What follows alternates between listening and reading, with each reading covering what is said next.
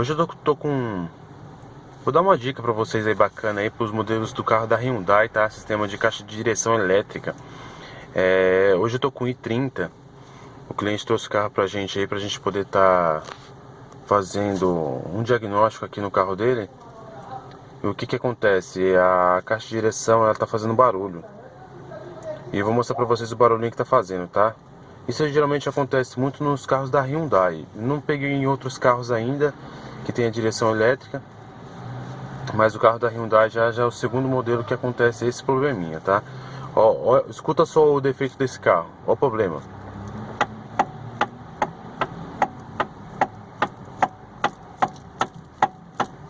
O volante tá com uma pequena folga aqui, ó, e tá fazendo um estralo. O que que tá acontecendo?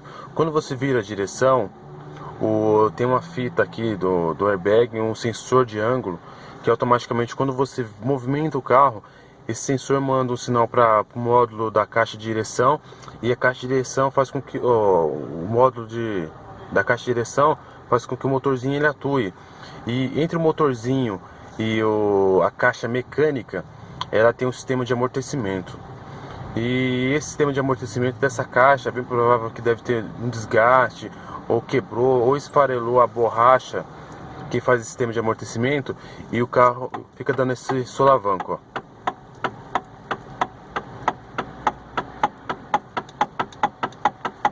Certo?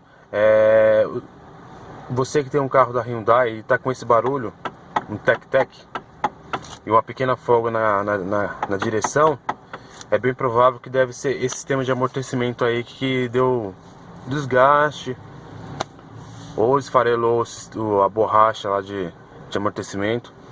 Isso aqui não precisa trocar a caixa inteira, galera.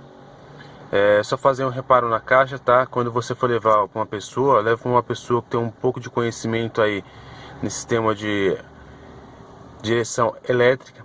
Por quê? Porque a caixa, ela tem um sensor de ângulo, tem vários sensores aqui, ó, airbag, fita do airbag.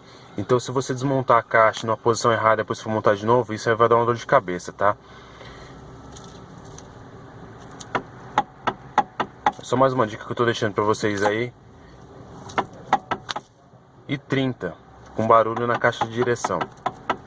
Beleza? Espero que vocês tenham gostado dessa dica, galera. Se vocês gostarem, se inscreva no meu canal. Se vocês gostarem mais ainda, ajude a gente a divulgar os vídeos nas redes sociais aí, compartilhe, divulguem para ajudar o nosso canal a crescer. Valeu? Brigadão e até a próxima.